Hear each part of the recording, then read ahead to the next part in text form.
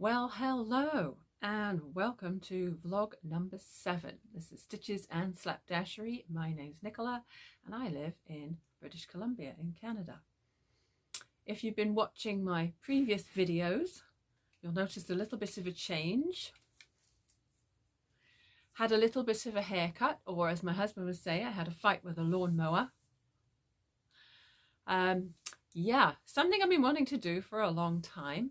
And a friend of mine did the same not long ago and she loved it. She looked fantastic. I thought it was my turn. So I originally was thinking maybe 10mm and colour it back to my usual blue, green. And then my youngest son helped me get it all even and everything. And then I was looking in the mirror and I was like, it doesn't look like you quite got it all just here. So I whacked the guard back onto the clippers and went, and it was the wrong guard. It was a 3mm.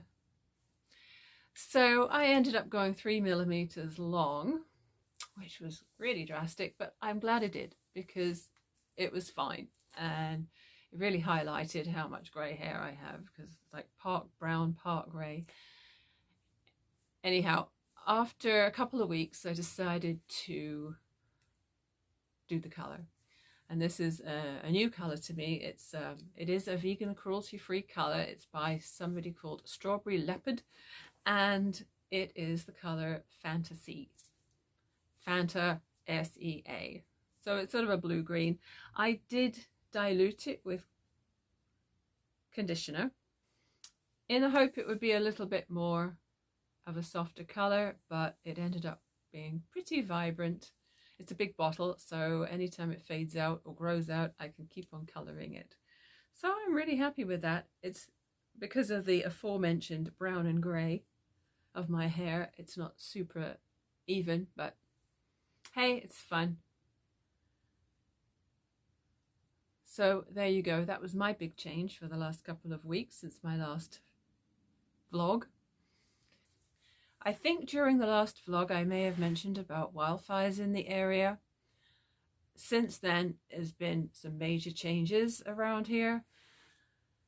We were not ourselves on evacuation alert or evacuation order. Thankfully, even though we had packed up all our cars and were ready to move out, we didn't have to. Many people in this area, thousands of people in this area, had to evacuate their homes or at least be ready to move at a moment's notice. And unfortunately, some people did lose their homes. About 200 structures, I think, ended up getting burned. And of course, thousands and thousands of trees and probably some very unlucky animals and birds that got caught up in that fire. It wasn't just a massive fire on this side of the lake and just the other side of the highway from us. We were uncomfortably close to it, but it jumped to the other side of the lake, and so there were 2 other fires on the other side of the lake which also caused people to be evacuated. So it's been a bit of a stressful couple of weeks, not as much for me, but definitely for people who were more directly affected by it. The smoke has been really bad. If anyone with breathing difficulties in the last couple of weeks would have been really suffering. And I mean, I don't have breathing difficulties, but you know, it gets you down. You're breathing that smoky smell like you're sitting next to a campfire all the time. And after a while, you do feel like you're getting a bit of a pain in your chest or some coughing that you didn't have before because of all that particulate in the air. It has been a little off and on. In the last few days, we've had some clearer times and some smokier times.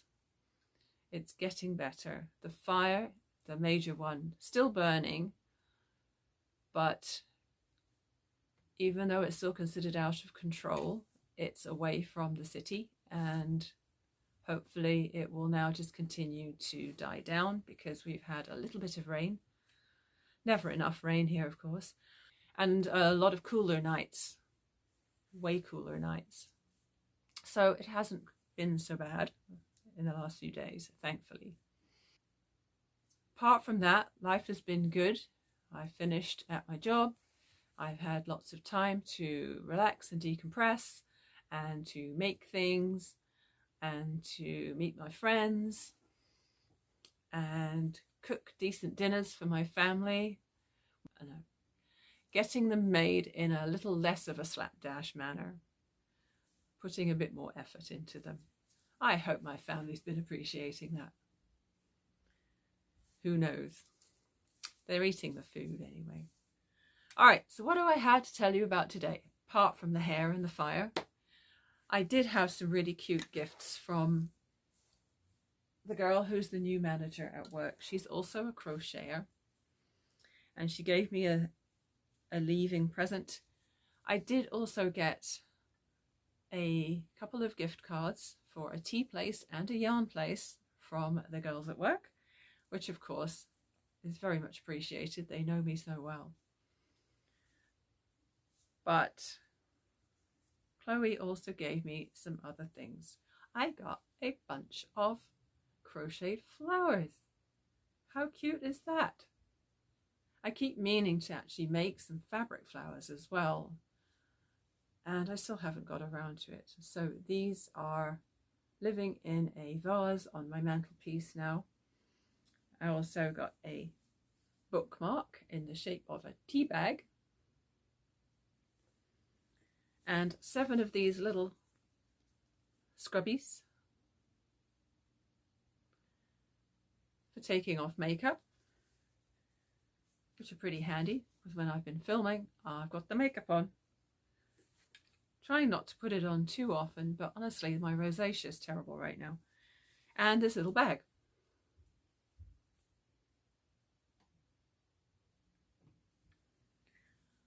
So that was really sweet of her. I really appreciated those. Another rather exciting new addition to my household has been a very beautiful pack of fabric. We managed to get away for a couple of nights last week for my birthday. We went to a little cabin that we've rented a few times before. It was the first place we started going to when the kids got old enough in their teens to leave them alone and fend for themselves while we went off and started to get our anniversary trips in. The first time we were there, it was just for a night, and then we went for a couple of nights, and now we're able to go away for as long as we like, because of course the boys are a lot older now. But while we were up there, we popped into the town just north of there, who have our own smoke problem at the moment because of another major wildfire that's up there. And there is an absolutely gorgeous fabric shop there. It's not just fabric, it's yarn and it's paper crafts. It's called Thread and Paper in Salmon Arm. And it's the sort of store that if I was to have my own store, it would have to look like that. So many sample quilts hanging up, so many lovely displays of yarn and sample things that have been made up out of the yarn and the fabric, and everything is just so gorgeous. So I happened to spot this, and it's from Free Spirit Fabrics. And if you aren't aware, Free Spirit Fabrics is Kaif Fassett and his design team. I have loved Kaif Fassett for years, ever since I saw his knitting and his embroidery and his quilts and the sorts of things he makes from his own line of fabrics. He has such a way with colour. It's just amazing. So this group of fabrics is just a sample of 20 of his fabrics, 20 fat quarters. And no, I don't know what I'm going to make with them yet, but I could just put them on my coffee table and admire them every day.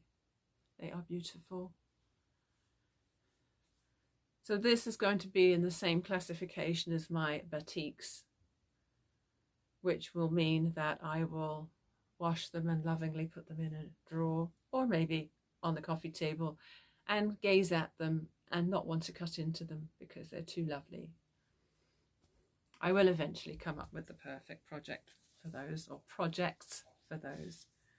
But right now, they're just my precious.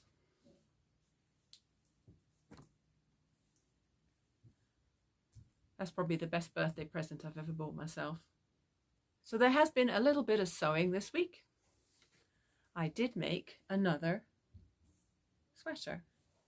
This is the same pattern as I used for the chenille sweater that I made and I showed you last time. Last time the sweater was definitely slapdash. I was squeezing the pattern pieces into a very limited amount of fabric, and so it was all asymmetrical and it was just whatever. It worked out that I had a wearable sweater by the end of it, so that was fine. However, this time I made a bit more of an effort because I had a little bit more fabric. I had 2 pieces of this, 2 remnants.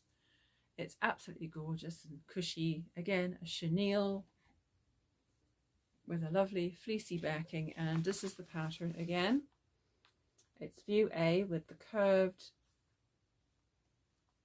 hem at the front and the curved hem that goes lower at the back. Burda 6476, and this came out so much better.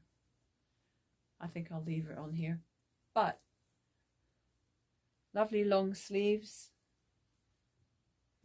cozy cowl collar,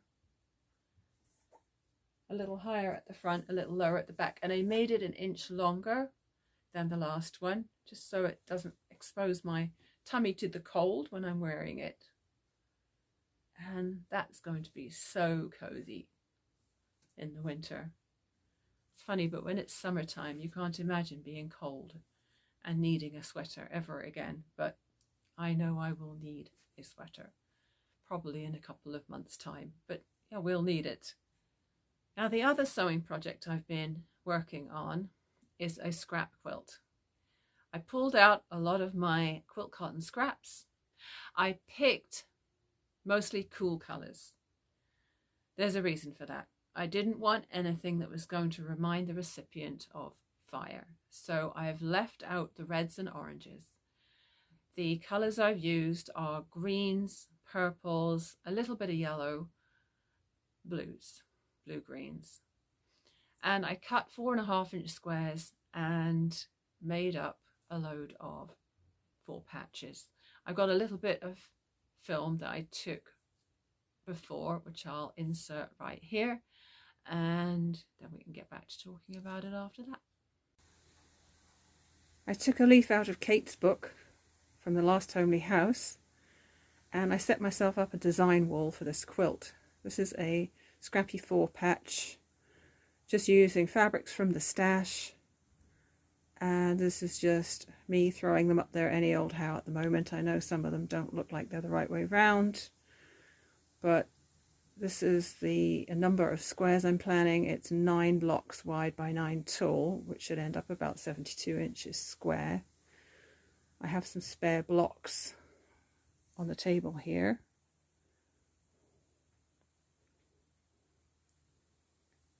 Which I might switch out with the ones on the wall.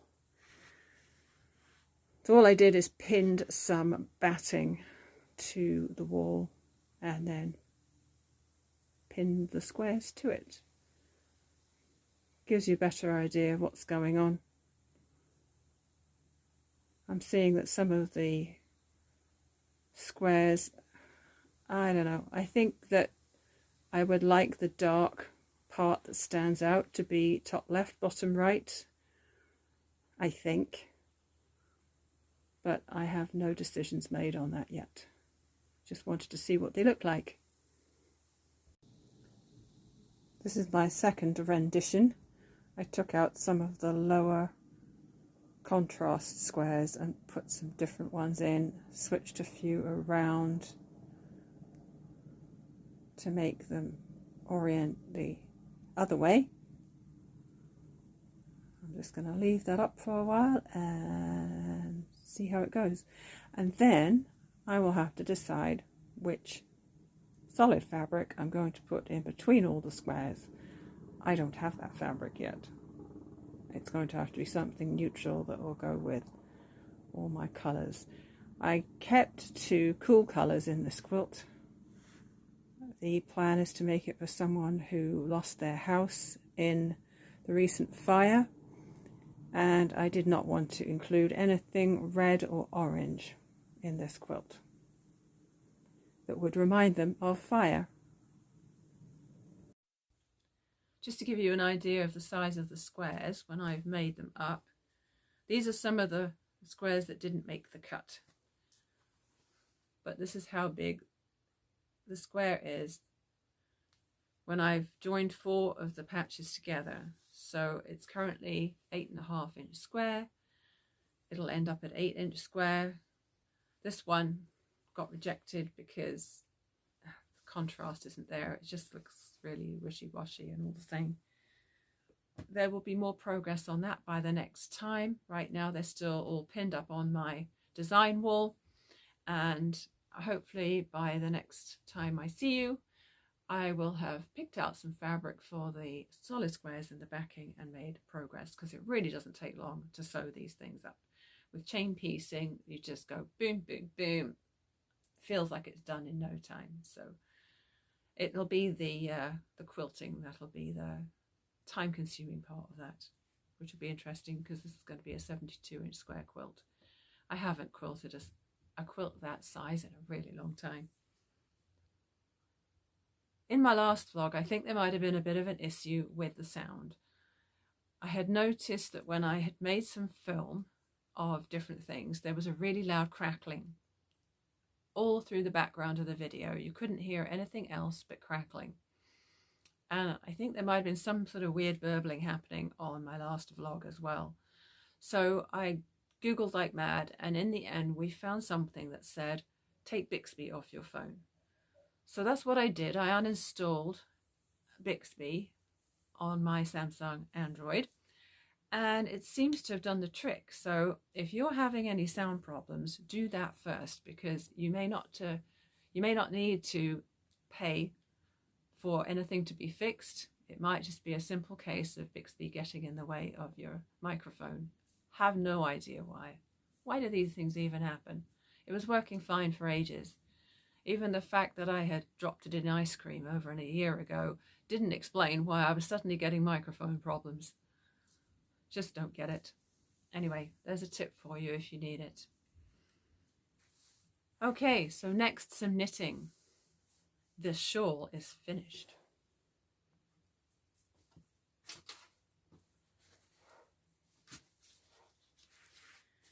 So just a reminder, the summer shawl that I was knitting is the Nightshade shawl by Lisa Mutch. It's a free pattern. You can find it on Ravelry.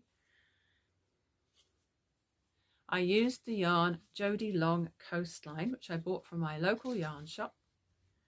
And this is what the label looked like. And it's a blend. I'm going to try and read the tiny print this time. Cotton, viscose, nylon and linen. 200 meters, 100 grams, worsted weight. And the 3 colors I bought are very beach themed colors. And the idea for this shawl was that I was going to have lots of beach time in August. I was supposed to finish my job on the 5th. I was going to have lots of beach days. I was going to take my knitting. I ended up getting 1 beach day. 1. And I ended up working for at least an extra 10 days past the day I was going to finish. However, the shawl still got knitted. It was a very simple and easy and enjoyable project. I had 50 grams left of the waves because, as you'll see, it takes up progressively more of each color as you work down the shawl. 3 colors, I used only 50 grams of this, so I've still got half of this ball left. I used 75 grams of this one, which is sand, and I have 25 grams left. I'm going to have to come up with something to use my leftovers. And I was playing yarn chicken with the last color, This is the Beach Hut colour. I have about 1 gram left of that. So the plan I had at the beginning to work fewer repeats of the lace worked out perfectly. The blue section is the smallest section. That's the first section that you knit. It's mostly garter stitch. It just has a couple of repeats of very simple lace work at the end of each colour. The yellow section is a little bit bigger.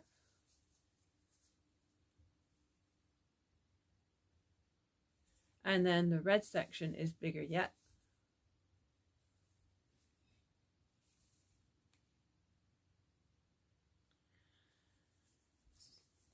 So what I did, knowing that I probably didn't have enough yarn for this at the outset, is instead of doing 3 repeats of this lace section, I did 2 for each of the colours so that it was consistent. It came out a good size. In theory, the length of it from tip to tip is the same as if I had followed the pattern word for word, but just the depth is different, smaller. Super colourful. It's a nice summer yarn because it's mostly plant fibres. Just a little bit of nylon to soften everything up. Yeah, happy with how that worked out. I was a little bit worried at the very end whether I was going to have enough of the red to do the last couple of rows and the bind off, but it worked out perfectly. And as soon as I had that on the blocking mats, I started a crochet project. This basket that I crocheted many moons ago was full of a yarn which is called Wendy Husky. Super chunky.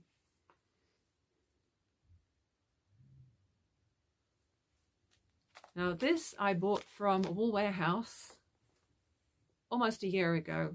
What's great about Ravelry is you can look it up. You can say, okay, when did I add this to my stash? And then you just go to your profile and you look up your stash, and I know that I bought this November last year. And because I was starting to get more into garment making and less into little accessories, I bought 10 balls of it. So this has 80 meters in 100 grams.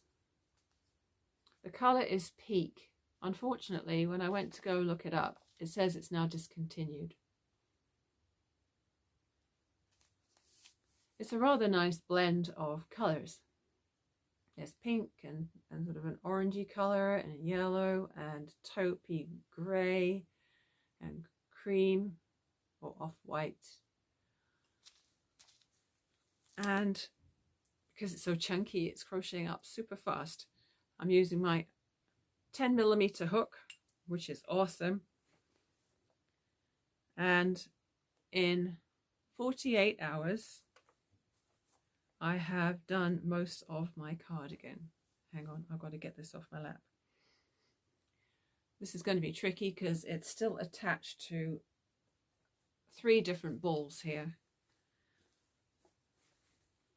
The pattern I'm using is the Any Yarn Will Do cardigan.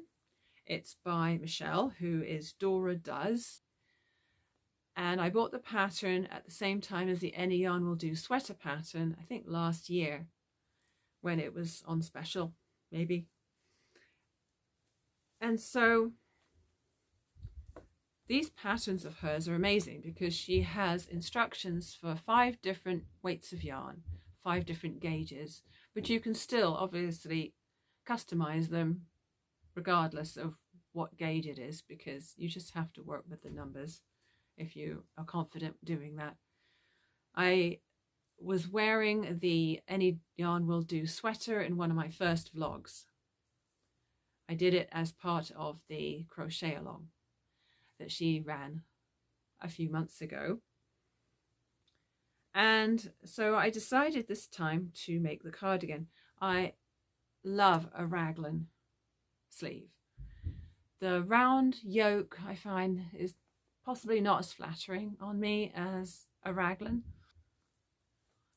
So I started this just a couple of days ago. It's top down, so you start with just a few stitches up here and then you increase at 4 points until you get to the bottom of the yoke. And that didn't take any time at all because this yarn is so chunky.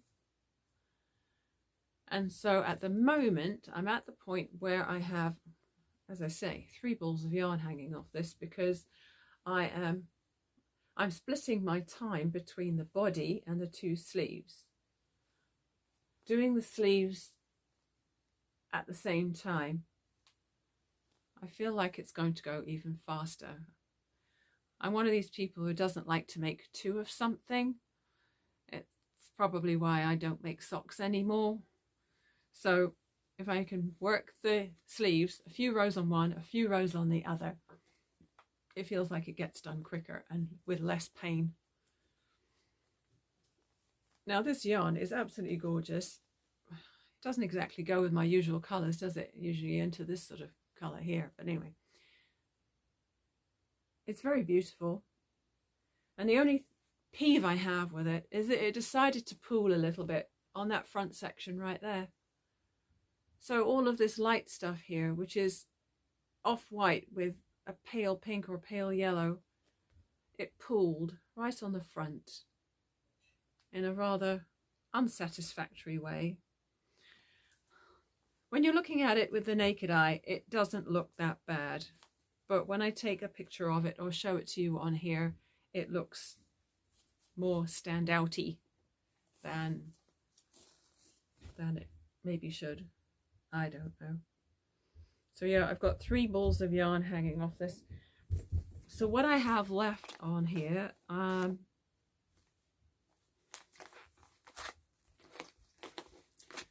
I currently have, of the 10 balls, I have 3 left that I haven't started yet. So I'm hoping that I'm going to have plenty, because of course crochet really does chew up that yarn.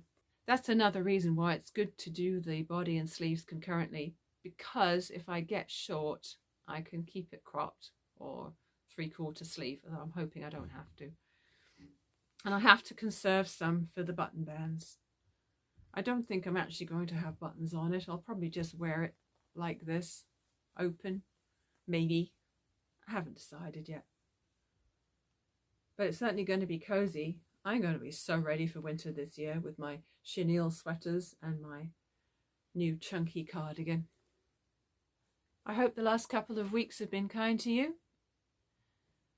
and that you're enjoying your crafting. For us in the northern hemisphere, with the weather cooling down, that usually means that we're getting more into our making. It's not quite so unpleasant to have a lap full of yarn.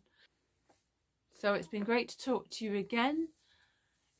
If you'd like, it would be lovely if you could hit that thumbs up button and subscribe. I don't have a regular schedule, although it's roughly every 2 weeks that I'm publishing a new video. And I look forward to welcoming you to my sewing room again soon. Bye.